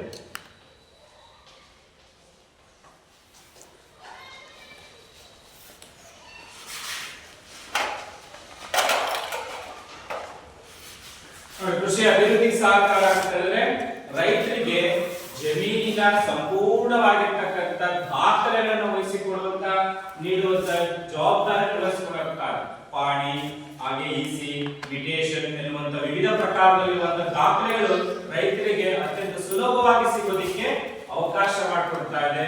ಹಾಗೆ ಬಿತ್ತನೆ ಸಂದರ್ಭದಲ್ಲಿ ಬೇಕಾದಂತ ಬಿತ್ತನೆ ಬೀಜ, ರಸಗೊಬ್ಬರಗಳನ್ನು ಕೂಡ ಕಡಿಮೆ ಹಣದಲ್ಲಿ ಅವರಿಗೆ ಸಬ್ಸಿಡಿ ರೂಪದಲ್ಲೂ ಕೂಡ ನೀಡ್ತಾ ಇದೆ. ಕೃಷಿನ ಅಭಿವೃದ್ಧಿ ಪಡಿಸೋಕ್ಕೋಸ್ಕರ ಬೇಕಾಗಿರುವಂತಹ ಹಣಕಾಸಿನ ಸಹಾಯವನ್ನ ವಿವಿಧ ಬ್ಯಾಂಕ್ಗಳ ಮೂಲಕ ಸಾಲಗಳನ್ನು ಕೊಡುವುದರ ಮೂಲಕನೂ ಕೂಡ ನಿರ್ವಹಿಸಿಕೊಂಡು ಹೋಗ್ತಾ ಇದೆ. ಅದಕ್ಕೋಸ್ಕರ ರೈತ ಸಂಪರ್ಕ ಕೇಂದ್ರಗಳು ಅಂತೇಳಿ, ಹಾಗೆ ಕೃಷಿ ಯಂತ್ರಧಾರೆಗಳು ಅಂತೇಳಿ ಮಾಡ್ಕೊಂಡಿರುವಂತವನ್ನು ಕೂಡ ನೋಡ್ತಾ ಹೋಗ್ಬೋದು. ಹಾಗೆ ಯಂತ್ರೋಪಕರಣಗಳನ್ನ ರೈತರು ಖರೀದಿ ಮಾಡ್ತೀವಿ ಅಂತ ಬಂದ್ರೆ ಅದಕ್ಕೂ ಕೂಡ ಸರ್ಕಾರದ ವತಿಯಿಂದ ಸಬ್ಸಿಡಿ ಅಥವಾ ಸಹಾಯಧನಗಳನ್ನು ಕೂಡ ನೀಡುವುದರ ಮೂಲಕವಾಗಿ ಭೂ ಸುಧಾರಣೆಯನ್ನು ಮಾಡಿ ಕೃಷಿ ಅಭಿವೃದ್ಧಿಗೋಸ್ಕರ ಸಹಾಯವನ್ನ ಮಾಡ್ತಾ ಇದೆ. ಪ್ಲಸ್ ಮತ್ತೆ ಹೇಳಿ, ಮಹಿಳೆಯರ ಅಭಿವೃದ್ಧಿ ಕಾರ್ಯಕ್ರಮ.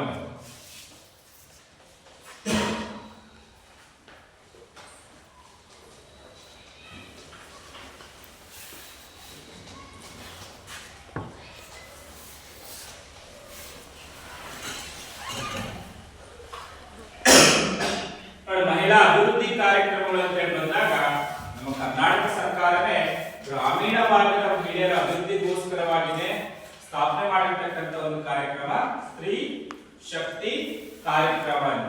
ಏನ್ ಸರ್ ಇದರ ಅಡಿಯಲ್ಲಿ ಅಂತ ಹೇಳಿದ್ರೆ, ಈ ಕಾರ್ಯಕ್ರಮದ ಅಡಿಯಲ್ಲಿ ಗ್ರಾಮೀಣ ಭಾಗ 10 ರಿಂದ 20 ಜನ ಸಮಾನ ಮನಸ್ಕರಿರ್ತಕ್ಕಂಥ ಮಹಿಳೆಯರು ಒಂದು ಸಂಘಟನೆಯನ್ನ ಸ್ಥಾಪನೆ ಮಾಡಿಕೊಂಡು ಅಲ್ಲಿ ಅವರ ಶ್ರೇಯೋಭಿವೃದ್ಧಿಗೋಸ್ಕರ ಸಾಮಾಜಿಕವಾಗಿ ಆರ್ಥಿಕವಾಗಿರುವಂತಹ ಸ್ವಾವಲಂಬಿಗಳಾಗಿರೋದಕ್ಕೆ ಅವಕಾಶಗಳು ಮಾಡಿಕೊಟ್ಟಿರುವಂತದ್ದಿದೆ. ಹಾಗೆ ವಿಧವೆಯರಿಗೆ ಭಾಷಾಸ್ತ್ರಗಳನ್ನ ಕೊಡ್ತಾ ಇರುವಂತದ್ದಿದೆ. ಹಾಗೆ ಮಹಿಳೆಯರಿಗೆ ಶಿಕ್ಷಣ ಕೊಡುವಂತ ಕೆಲಸವನ್ನು ಕೂಡ ಮಾಡ್ತಾ ಇರುವಂತದ್ದಿದೆ. ಹಾಗೆ ಸ್ವಂತ ಉದ್ಯೋಗ ಅವಕಾಶಗಳನ್ನು ಕೂಡ ಕೊಡ್ತಾ ಇರುವಂತಹ ಅನೇಕ ಯೋಜನೆಗಳನ್ನ ನಾವು ನೋಡ್ತಾ ಹೋಗಬಹುದಾಗಿದೆ. ಹಾಗೆ ಮತ್ತೆ ಗ್ರಾಮದಲ್ಲಿ ಹಬ್ಬ ಹರಿದಿನಗಳಿಗೆ ರಕ್ಷಣೆ ಕೊಡುವ ವ್ಯವಸ್ಥೆ ಮಾಡಿ, ಜಾತ್ರೆ ಹಾಗೆ ಹಬ್ಬಗಳೇನಾದ್ರೂ ಕೂಡ ಆಚರಣೆ ಆಗ್ತಾ ಇದೆ.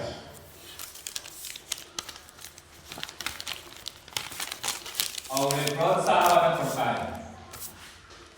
ಊರಲ್ಲಿ ಏನಾದ್ರು ಕೂಡ ಜಾತ್ರೆ ಹಬ್ಬಗಳೇನಾದ್ರು ನಡೀತಾ ಇದಾವೆ ಅಂದ್ರೆ ಅದಕ್ಕೆ ಬೇಕಾದಂತ ಸವಲತ್ತುಗಳು ಎಲ್ಲ ಇಡೀ ಗ್ರಾಮವನ್ನ ನೈರ್ಮಲ್ಯ ಆರೋಗ್ಯದಿಂದ ಕೂಡಿರುವಂತಹ ರೀತಿಯಲ್ಲಿ ನೋಡ್ಕೊಳ್ಳುವಂಥದ್ದು, ಅದರ ಕ್ಷೇಮವನ್ನ ರಕ್ಷಣೆಯನ್ನು ಒದಗಿಸಿಕೊಡುವಂತ ಕೆಲಸವನ್ನ ಮಾಡ್ತಾ ಹೋಗುವಂಥದ್ದು, ಅದರ ಮೂಲಕವಾಗಿ ನಮ್ಮ ಸಂಸ್ಕೃತಿಯನ್ನ ಬೆಳೆಸುವಂತಹ ರೀತಿಯಾಗಿಯೂ ಕೂಡ ಪಂಚಾಯತ್ ರಾಜ್ ವ್ಯವಸ್ಥೆ ತಮ್ಮ ಕಾರ್ಯವನ್ನ ನಿರ್ವಹಿಸಿಕೊಂಡು ಹೋಗ್ತಾ ಇದೆ ಅಂತ ಹೇಳಿ ಕರೀತಾ ಹೋಗ್ತೀವಿ.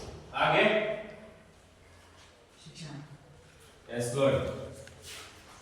ಶಿಕ್ಷಣದ ಅಭಿವೃದ್ಧಿಯಲ್ಲೂ ಕೂಡ ಪಾಲ್ಗೊಳ್ತಾರೆ.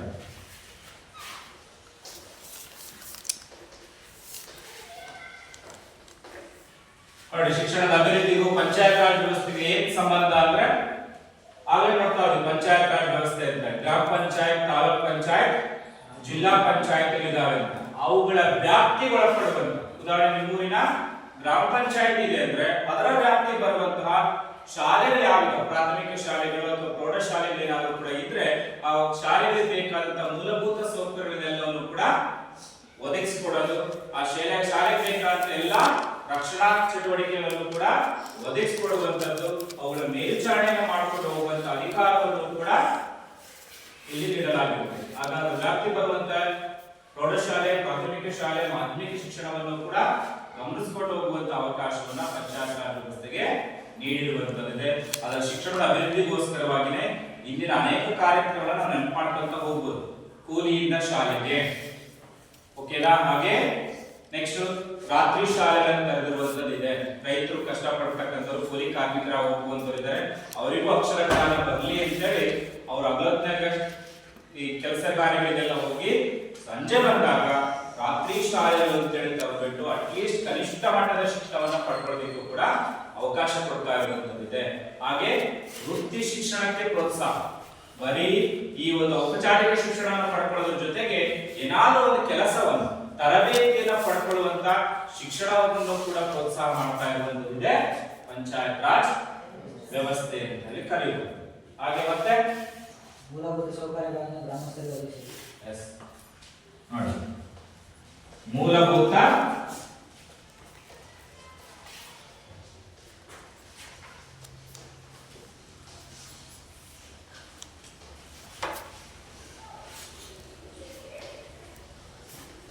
ಮೂಲಭೂತ ಸೌಕರ್ಯಗಳನ್ನ ಒದಗಿಸುವಂತದ್ದು. ನೋಡಿ, ಯಾವ ಮೂಲಭೂತ ಸೌಕರ್ಯಗಳು? ಬೀದಿ ಮೂಲಭೂತ ಸೌಕರ್ಯಗಳು ಬೀದಿ ದೀಪಗಳು, ಬೀದಿ ದೀಪ ಅನ್ನುವುದನ್ನ ಬೇಕಿರೋದು, ಶೌಚಾಲಯ, ಚರಂಡಿ ವ್ಯವಸ್ಥೆ, ರಸ್ತೆ, ಆಸ್ಪತ್ರೆ, ಕುಡಿಯುವ ನೀರು, ಇವುಗಳನ್ನೇ ಬೇಸಿಕ್ ನೀಡ್ಸ್ ಅಂತ ಹೇಳಿ ಕರೀತಾ ಹೋಗೋದಲ್ವಾ? ಇವುಗಳೆಲ್ಲವೂ ಕೂಡ ಸಮರ್ಪಕವಾಗಿ ಪ್ರತಿಯೊಬ್ಬ ವ್ಯಕ್ತಿಗೂ ಬೇಕೇ ಬೇಕು. ಅಂತವಳೆಲ್ಲವನ್ನು ಕೂಡ ಒದಗಿಸಿಕೊಡೋ ಕೆಲಸ ಮಾಡ್ತಾ ಇರೋದು ಇವತ್ತು ಪಂಚಾಯತ್ ರಾಜ್ ವ್ಯವಸ್ಥೆ ಅಂತ. ಸರ್ ಹೇಗೆ ಅಂದ್ರೆ, ನಿಮ್ಮ ಮನೆ ಮುಂದಿರೋ ಬೀದಿ ದೀಪ ಬರ್ತಾ ಇಲ್ಲ ಅಂದ್ರೆ ನೀವು ಕಂಪ್ಲೇಂಟ್ ಕೊಡೋದಿಲ್ಲಿ ಪಂಚಾಯತಿ ಪಂಚಾಯತ್ಗೆ. ನಿಮ್ಮ ಮನೆ ಮುಂದಿರೋ ಚರಂಡಿ ಕಟ್ಕೊಂಡಿದೆ ಅಂತ ಹೇಳಿದ್ರೆ ಹೋಗಿ ಕಂಪ್ಲೇಂಟ್ ಕೊಡೋದಿಲ್ಲಿ ಗ್ರಾಮ ಪಂಚಾಯತ್ಗೆ ಕೊಡಬೇಕು ಅನ್ನೋದು ಕೂಡ ನೀವು ನೋಡ್ತಾ ಗೊತ್ತಾ? ಹಾಗಾಗಿ ಮೂಲಭೂತ ಸೌಕರ್ಯಗಳನ್ನ ಒದಗಿಸಿಕೊಡುವಂತ ಕೆಲಸವನ್ನು ಕೂಡ ಮಾಡ್ತಾರೆ. ಹಾಗೆ ಯಾರು ಹೇಳಿ, ಆರೋಗ್ಯ ಮತ್ತು ನೈರ್ಮಲ್ಯ ಸುಧಾರಣೆ ಮಾಡುವಂತದ್ದು.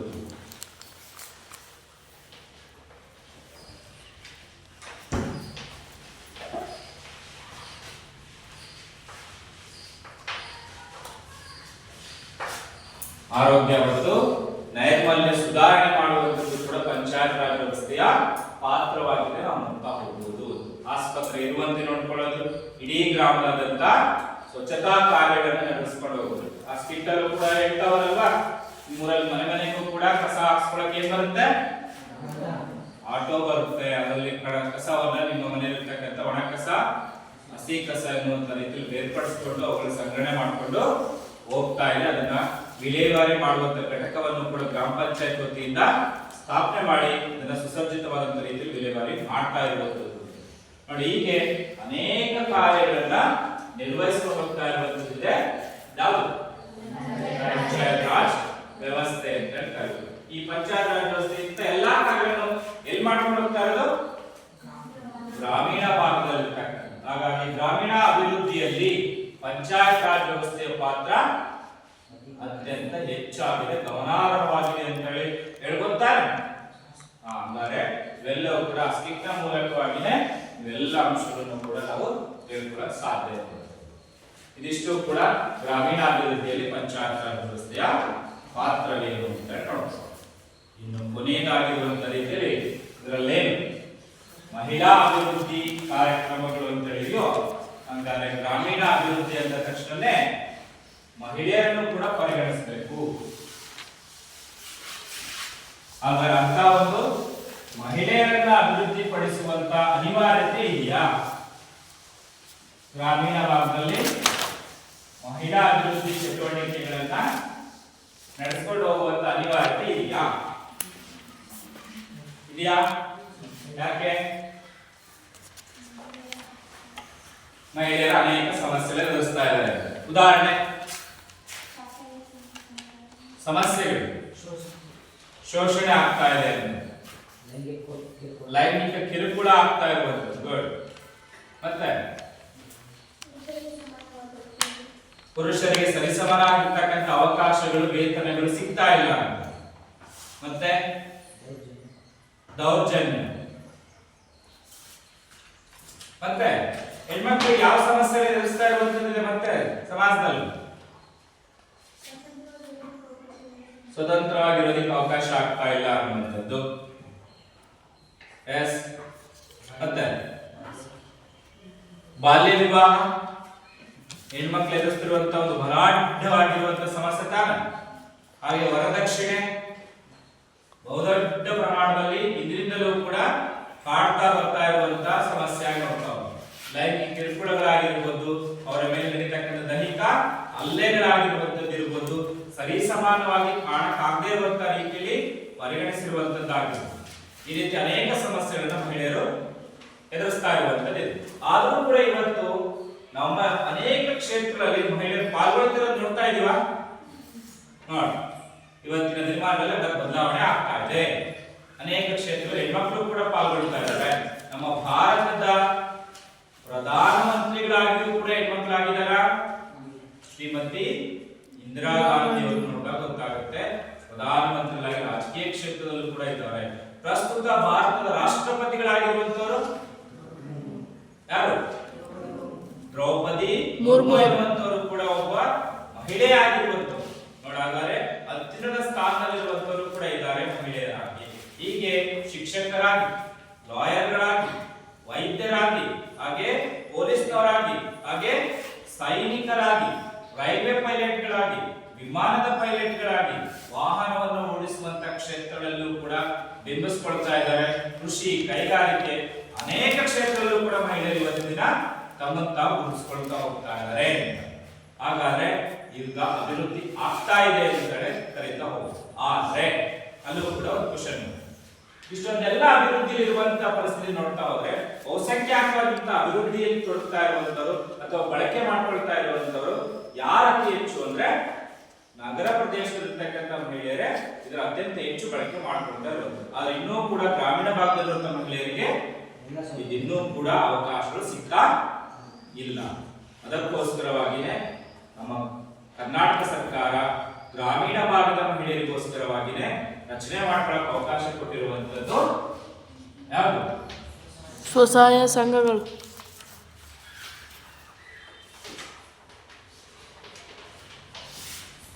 ಸ್ವಸಹಾಯ ಸಂಘಗಳು.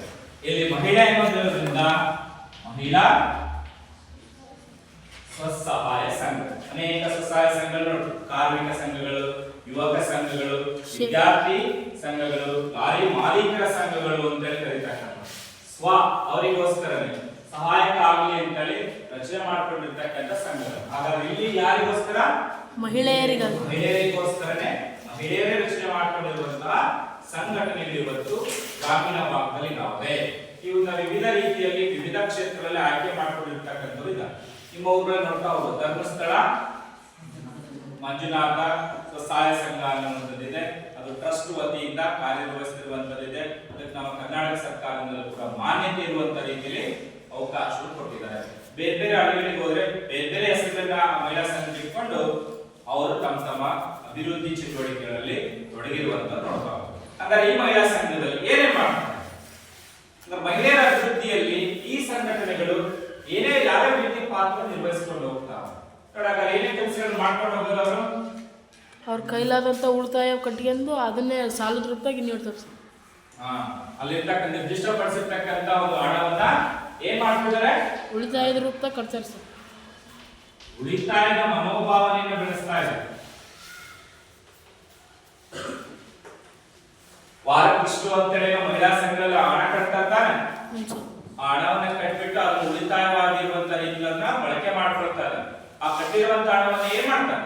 ಬೇರೆ ಒಬ್ರಿಗೆ ಸಹಾಯಕ್ಕೆ ಅವಾಗ ಕೊಡ್ತಾರೆ ಸರ್.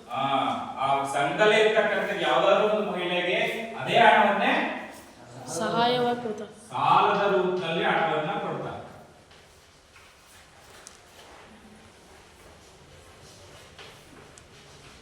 ಅದೇ ಹಣವನ್ನೇ ಸಾಲದ ರೂಪದಲ್ಲಿ ಅವಶ್ಯಕತೆಗಳ ಈಡೇರಿಕೆಗೋಸ್ಕರ ಬಳಕೆ ಮಾಡಿಕೊಳ್ತಾರೆ. ಹಾಗಾಗಿ ಈಗ ಮಾಡ್ತಾ ಇರೋದ್ರಿಂದ ಮಹಿಳೆಯರು ಯಾವುದರಲ್ಲಿ ಸಬಲರಾಗ್ತಾ ಇದ್ದಾರೆ, ಆರ್ಥಿಕವಾಗಿ ಮಹಿಳೆಯರನ್ನ ಸಬಲರನ್ನಾಗಿ ಮಾಡೋದಕ್ಕೆ ಅವಕಾಶ ಆಗ್ತಾ ಇದೆ.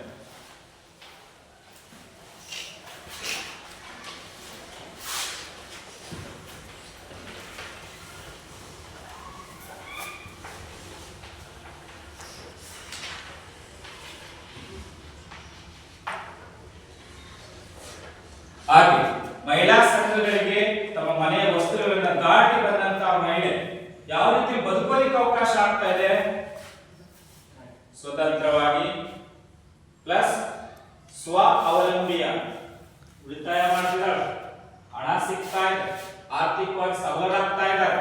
ಹಾಗಾಗಿ ಯಾರ ಮೇಲೆ ಅವ್ರನ್ನ ಡಿಪೆಂಡ್ ಆಗ್ಬೇಕಾ? ಇಲ್ಲ ಸರ್. ಇಲ್ಲ. ಹಾಗಾಗಿ ಮಹಿಳೆಯರ ಸ್ವಾತಂತ್ರ್ಯ ಮತ್ತು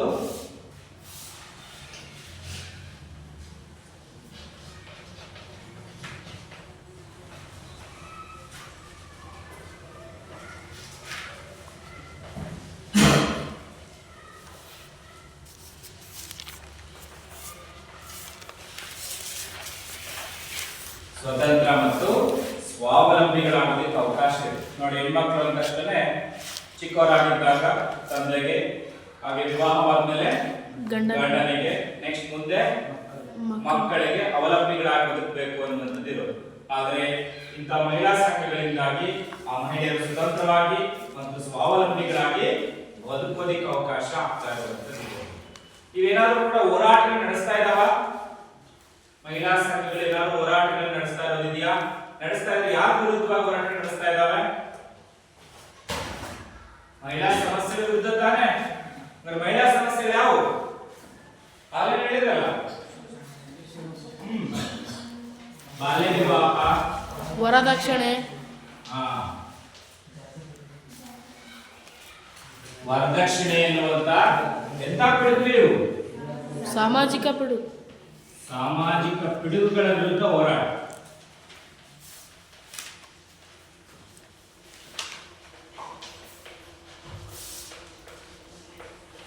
ಹಾಗೆ ಲೈಂಗಿಕ ಕಿರುಕುಳ,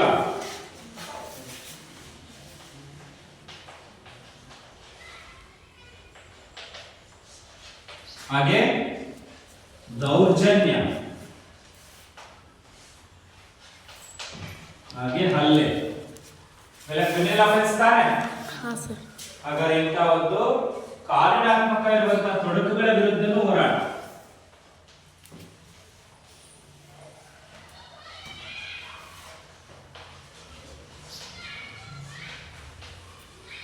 ಹೋರಾಟ ನಡೆಸ್ತಾ ಇರುವುದು. ಹಾಗೆ ಬಹುಮುಖ್ಯವಾಗಿ ಮಹಿಳಾ ಸಂಘಗಳಲ್ಲಿ ಸುಮ್ಮನೆ ಹೋಗಿ ಕೂತ್ಕೊಂಡು ಮಾತಾಡ್ಕೊಂಡು ಬರ್ತಿದ್ರೆ ಮಹಿಳೆಯರಲ್ಲಿ ಎಷ್ಟೋ ದುಡ್ಡು ಕೊಟ್ಬಿಟ್ಟು ಏನಕ್ಕೆ ಕೊಡ್ಬೇಕು, ಉಳಿತಾಯ ಮಾಡೋದಕ್ಕೆ ಬರ್ತಿರೋದು, ಸಾಲ ಇಸ್ಕೊಂಡು ಬರ್ತಿರೋದು, ಹೋರಾಟಕ್ಕಿದ್ದಾಗ ಅಷ್ಟೇ ಹೋರಾಟ ಮಾಡ್ಕೊಂಡು ಮಾಡ್ತಿದಾರ? ಇಲ್ಲ. ಏನೇ ಚಟುವಟಿಕೆ ಮಾಡೋಕೆ ಅವಕಾಶ ಕೊಟ್ಟಿದೆ ಸರ್ಕಾರ, ಅಲ್ಲಿ ಅವ್ರಿಗೆ ಶಿಕ್ಷಣ ಕೊಡ್ತಾ ಇದೆ, ಪ್ಲಸ್ ತರಬೇತಿ ಕೊಡ್ತಾ ಇದೆ. ಯಾವ ತರಬೇತಿ ಕೊಡ್ತಾ ಇರುವಂತದ್ದು? ಸ್ವಂತವಾಗಿರುವಂತ ಉದ್ಯೋಗಗಳನ್ನು ಹೊಂದೋದಕ್ಕೋಸ್ಕರ ಅವ್ರಿಗೆ ಏನ್ ಶಕ್ತಿ ಇದೆಯೋ ಅವ್ರಿಗೆ ತಕ್ಕಂತೆ ಯಾವ್ಯಾವು ಆಗಿರ್ಬೋದು, ರಾಟೆ ಅನ್ನುವಂಥದ್ದು, ಬುಟ್ಟಿ ಎಣಿತಕ್ಕಂಥದ್ದಾಗಿರ್ಬೋದು, ಚಿಕ್ಕ ಚಿಕ್ಕ ಪ್ರಮಾಣದಲ್ಲಿ ಇರ್ತಕ್ಕಂಥ ವಸ್ತುಗಳನ್ನು ತಯಾರು ಮಾಡ್ತಕ್ಕಂಥದ್ದು ಇರ್ಬೋದು. ಉದಾಹರಣೆಗೆ ನೋಡ್ತೀವಿ, ಬೇಕರಿ ಐಟಮ್ಸ್ ಗಳನ್ನು ತಯಾರು ಮಾಡಿ ಪ್ಯಾಕೆಟ್ ಮಾಡಿಬಿಟ್ಟು ಮಳಿಗೆಗಳಲ್ಲಿ ಅವ್ರಿಗೆ ಮಾರಾಟ ಮಾಡೋಕೆ ಅವಕಾಶ ಕೊಟ್ಟಿರುವಂತದ್ದು. ಸಾವಯವ ಗೊಬ್ಬರವನ್ನ ತಯಾರು ಮಾಡುವಂತ ತರಬೇತಿಯನ್ನು ಕೊಟ್ಬಿಟ್ಟು ಅದನ್ನ ನಿರ್ವಹಿಸಿಕೊಂಡು ಹೋಗ್ತಿರೋದು. ಹಸುಗಳನ್ನ ಸಾಕೋದಿಕ್ಕೆ ಸಹಾಯಧನವನ್ನು ಕೊಟ್ಟು ಹಸುಗಳನ್ನು ಸಾಕಿ ಹೈನುಗಾರಿಕೆ ಮಾಡ್ಕೊಳ್ಳೋದಕ್ಕೂ ಕೂಡ ತರಬೇತಿಯನ್ನು ಕೊಟ್ಟು ಅವರು ಕಳಿಸ್ತಾರೆ. ಹೀಗೆ ಮಹಿಳೆಯರಿಗೆ ಸ್ವಂತ ಉದ್ಯೋಗಕ್ಕೂ ಅವಕಾಶವನ್ನ ಕೊಡ್ತಾ ಇದ್ದಾವೆ.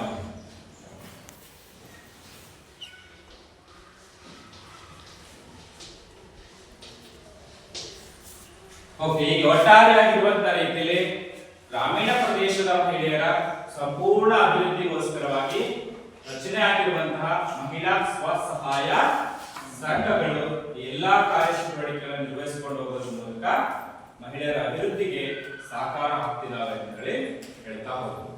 ಓಕೆ, ಇದಿಷ್ಟು ಕೂಡ ಗ್ರಾಮೀಣ ಅಭಿವೃದ್ಧಿ ಎನ್ನುವಂತ ಅಡಿಯಲ್ಲಿ ನಾವು ಗ್ರಾಮೀಣಾಭಿವೃದ್ಧಿಯ ಮಹತ್ವ ಏನಿದೆ, ಯಾಕೆ ಅಭಿವೃದ್ಧಿ ಪಡಿಸಬೇಕು, ಆ ಅಭಿವೃದ್ಧಿ ಪಡಿಸೋದಕ್ಕೋಸ್ಕರ ಇರುವಂತಹ ಪಂಚಾಯತ್ ರಾಜ್ ವ್ಯವಸ್ಥೆ ಹೇಗೆ ರಚನೆ ಆಗಿದೆ, ಅದರ ಕೆಲಸಗಳೇನು, ಹಾಗೆ ಆ ಗ್ರಾಮೀಣ ಪ್ರದೇಶದ ಮಹಿಳೆಯರ ಅಭಿವೃದ್ಧಿಯು ಕೂಡ ಮಾಡುವಲ್ಲಿ ಮಹಿಳಾ ಸಂಘಗಳು ಹೇಗೆ ಪಾತ್ರವನ್ನು ನಿರ್ವಹಿಸಿಕೊಂಡು ಹೋಗ್ತಿದ್ದಾವೆ ಅಂತ ಹೇಳಿ ಹೇಳ್ತಾ ಹೋಗ್ತೀವಿ.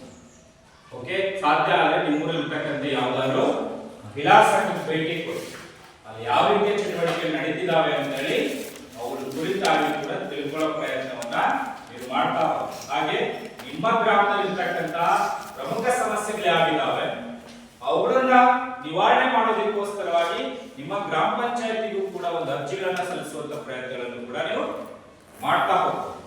ಒಟ್ಟಾರೆಯಾಗಿ ಈ ಒಂದು ಅಧ್ಯಾಯದಿಂದ ಗ್ರಾಮೀಣ ಪ್ರದೇಶಗಳ ಬಗ್ಗಿನ ಸಂಪೂರ್ಣ ಮಾಹಿತಿಯನ್ನು ನಾವು ತಿಳ್ಕೊಳ್ಳೋಕೆ ಸಾಧ್ಯ ಆಗುತ್ತೆ ಅಂತ ಹೇಳ್ತೀವಿ. ಓಕೆ.